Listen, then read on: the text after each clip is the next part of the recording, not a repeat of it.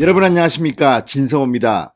윤석열 국민의힘 대통령 후보가 대통령 당선이 되면서 어제 밤 그리고 오늘 새벽 또 오늘 오전 오늘 오후 여러 차례 국민들을 향해서 마이크를 잡았습니다.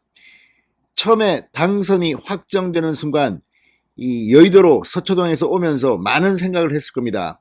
그리고 이 국민의힘 선거 캠프를 찾아서 이 당직자들에게 격려를 하고 또 당사 앞에 있는 지지자들을 향해서 어퍼컷 세레머니를 했습니다.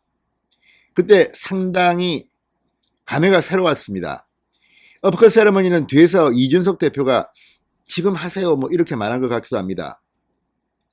자, 그러면서 점점 더 분명한 메시지를 내기 시작합니다. 국립현충원을 다녀와서 오늘 오전에는 이 당선 기자회견을 했습니다. 이 자리에서 상당히 중요한 말을 합니다. 네 편 내 편 가리지 않고 부정부패는 원칙대로 하겠다고 분명히 말했습니다. 또 오늘 오후 캠프 해단식에서는 더 구체적인 발언을 했습니다. 대통령 당선인 윤석열과 국민의힘과의 관계, 이준석 대표와 안철수 대표의 이야기, 이제 확실하게 선을 긋고 앞으로 우리가 어떻게 대한민국을 이끌 것이냐를 이야기했습니다. 이준석 대표는 지금 상당히 책임감을 느껴야 합니다. 무엇보다도 야당 대표에서 이제 신분이 크게 바뀌었습니다. 여당 대표가 된 겁니다. 지금 집권 여당의 대표라는 자리는 국가에서도 10손가락 안에 드는 상당히 중요한 자리입니다. 자, 이번 선거를 가지고 이준석 대표는 크게 이길 거라고 전망했지만 박빙의 표차로 24만여 표차로 이겼습니다. 이를 두고 이준석 책임론을 이야기하는 사람도 있지만 또 일부에서는 그나마 이준석이 아니었으면 이겼겠느냐는 말도 합니다. 이럴 때일수록 이준석 대표는 앞으로 몸가짐 그리고 마음가짐을 새로 해야 됩니다. 여당 대표라는 자리는 그렇게 호락호락한 자리가 아닙니다. 제가 누차 말씀드렸지만 이번 선거 과정에서 디테일에 있어서 원희룡, 권영사와 함께 이준석의 공은 막중합니다. 어쩌면 윤석열 후보가 지지율이 나락으로 떨어지고 김종인 선대위가 헤매고 있을 때 그 이후에 보여준 여러 가지 방법들, 지금이야 지났으니까 뭐 여성가족부 폐지 같은 걸 놓고 이준석을 공격하는 사람들도 있습니다. 그러나 그때 대반전을 이루면서 지금까지 온 데는 공이 있습니다. 그럼에도 불구하고 가벼운 처신이라든지 너무 많은 방송 인터뷰 이런 거는 이제 여당 대표로서는 줄여야 합니다. 그리고 무게감 있게 당내에서 조직과 인사에 대해서 분명한 책임을 져야 합니다. 특히 지방선거가 얼마 남지 않았습니다. 오늘 윤석열 당선인이 상당히 세게 말했습니다. 정부를 인수하게 되면 윤석열의 행정부만이 아니라 국민의힘이라는 여당의 정부가 된다. 그래서 당정이 긴밀히 협의해서 정책을 수립 집행하고 피드백을 해나가야 한다. 반면에 대통령이 된 저는 모든 공무원을 지휘하는 입장에 있기 때문에 당의 사무와 정치에는 관여할 수 없다. 국민의힘 의원들에게 여러분께서 저를 많이 도와주셔야 한다고 했습니다. 윤 당선인은 웃으면서 저는 여러분을 도와드리기 쉽지 않다고도 덧붙였습니다. 이게 무슨 말이냐? 대통령이 되는 겁니다. 이제 국민의힘의 무슨 당직자 이런 게 아닙니다. 대통령입니다. 자, 지금 오늘 박경미 청와대 대변인이 이 문재인 대통령의 대선 메시지를 브리핑하면서 눈물을 흘려서 지금 무리를 빚은 적이 있습니다. 지금 이 사람이 청와대 대변인인지 민주당 대변인인지 아니면 이재명 후보의 지지자인지 아무도 이걸 보고 박수를 치지 않습니다. 무엇보다도 공인은 특히 대통령은 선을 확실히 꺼야 합니다. 이제 국민의힘의 모든 권한은 사실상 이준석 대표에게로 갑니다. 지금 권영세 사무총장직을 그만두고 인수위 부위원장으로 갈 것 같습니다. 안철수 대표는 지금 국민의힘과 국민의당이 합당한 이후에도 여전히 윤석열 정부를 구성하는데 상당히 많은 역할을 해야 됩니다.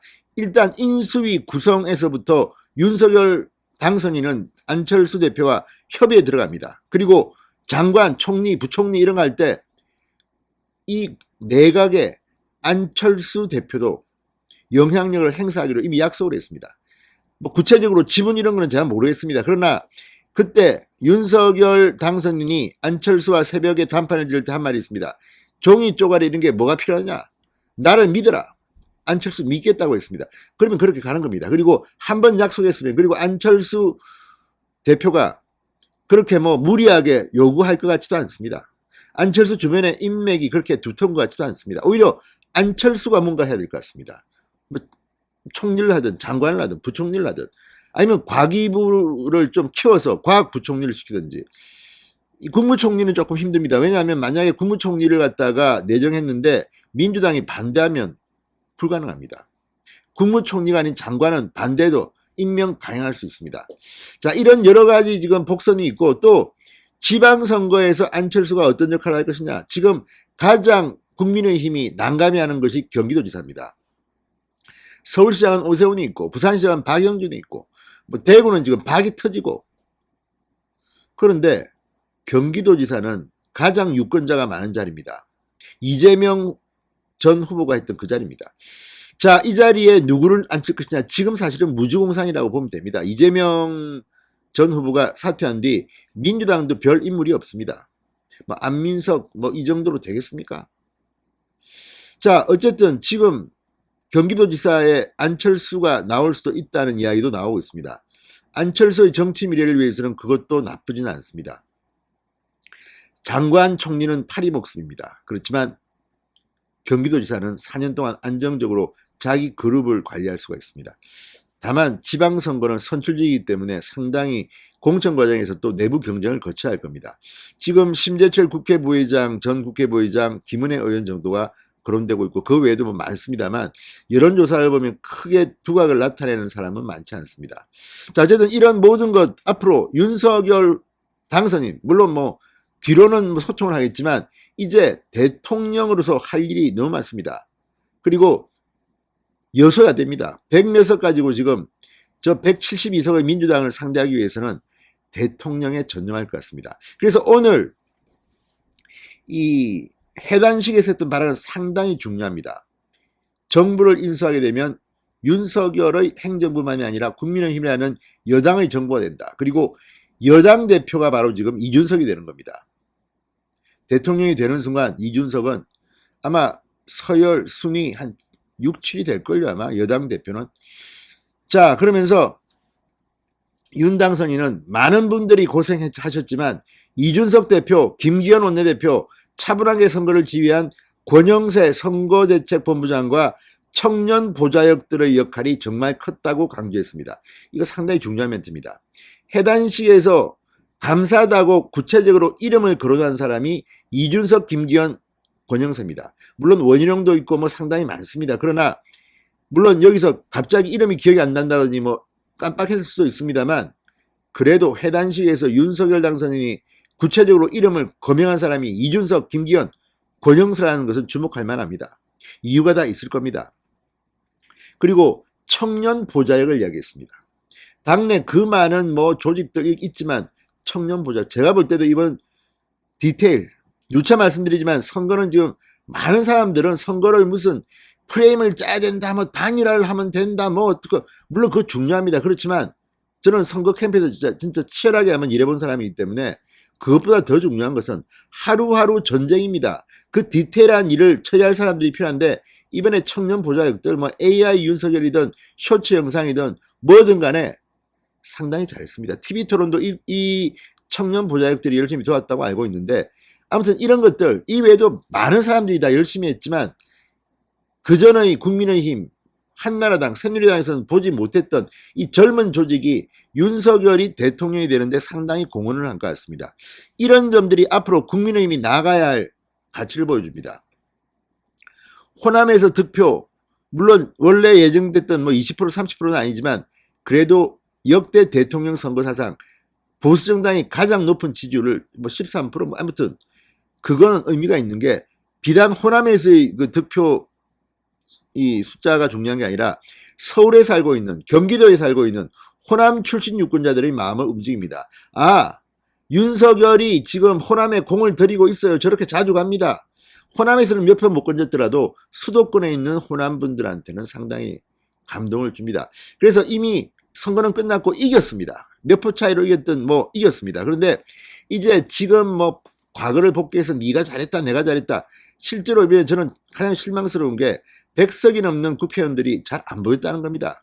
실제 일 열심히 했던 사람들, 뭐 이양수 수석 대변인, 뭐 김은혜 공보단장, 뭐 눈에 보입니다. 정말 위험할 정도로 폭로도 하고 있습니다. 뭐 박수영 의원도 있고, 아무튼 제가 뭐 말 안 해도 더 많은 분들이 수고했지만, 그렇지만 더 많은 의원들은 물론 지역에서 열심히 뛰었겠죠. 그러나 정말 필요할 때 뭐 했습니까?